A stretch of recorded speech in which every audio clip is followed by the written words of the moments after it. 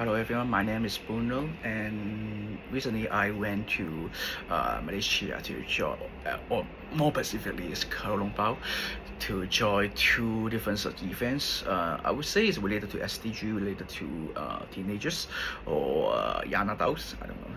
And the fun fact is, I cannot use Chinese at all, and mostly use English because lots of people that is from all around the world, different nations, and I would say that they are quite nice and willing to share, and willing to make a differences, very passionate, and then very friendly, I would say.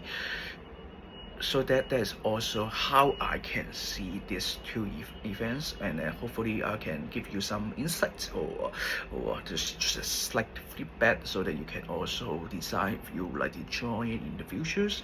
And they don't give me any ads or whatever that will be, and that's also the reason why I would like to make it true. That's how I true feeling about those kind of events. And the first thing first is called the Echo Change. The actual name is called Future Action Summit or something like this, and it's more likely focusing on the SDG, as you can say, it's United Nations for the Sustainability or Sustainable Development Goal. Yeah, that should be the full name. However, I think it's so fake. It's just so bland. The ideas is so broader, and you cannot find anything to step inside to take part in. So the worst part is like this, because if they are seems talking about all the ideas and all the things that we can do, all the things that complaining about how the companies do not do, how the government do, and actually what can we do afterwards? I don't see anything. They call us like life changers or change makers, something like this. But what exactly we are going to change, and what exactly we are going to participants? I don't understand about those kind of things. And the second thing is, I believe that it's quite incredible big, incredible crowded, because it's over and hundreds people who are in different nations. However, I would like to say that it's not easy to handle. They are quite organized. They have the schedule plan for all the different parts, but I don't know. Maybe it's just some kind of cultures, or is it some sort of the events organizings, or delayed. Taking photos like taking forever. So I cannot say that is my Hong Kong vibe, or is this the schedule or the time management is really that bad for the people that who are running this months of participants. I don't know, but it is how I feel. The last but not least is, it seems quite, oh no, I should say it worstly, very Instagrammable. I found this word from Reddit, and I just saw out that it is more likely into working for more and more exposure. I don't know that one before I join the Echo Change or the events, because it's quite depends on how you feel. If you consider yourself is like would like to learn more about SDG and how I going to get more into it, I'm sorry, I think that might not be the case. But if you are willing to, to meet friends, to study, or even to be more exposure, like KOL, something like this, I think that's a good chance for you to, to make a word of yourself, or make a brand of yourself. And that's also what I do. I study, I learn, I meet new peoples, and then I also get some chance to do the sharing. So I guess maybe, just a maybe, that that is the people that who are willing to be very Instagrammable, to work for more exposure. I think that could be the one you could join. And the next second event called Neuro Summit. Actually, it's not quite well organized as Echo Change, because it is, not much people as well, and then it's quite chill. In the end, they don't have any finalized schedule, so I don't know what time I should come or what time I should not come. So that is another things. And they try to outsource the events to the local students to run the MUN. I had to advise this one is MUN is called Model United Nations.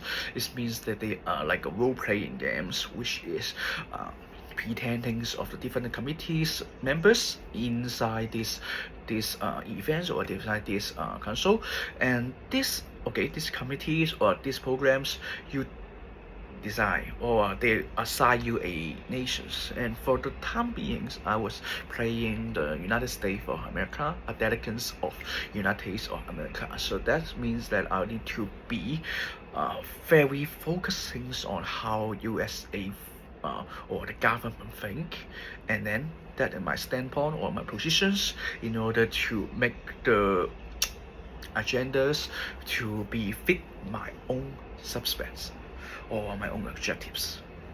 About the MUN, if you are I will be very honest on this one.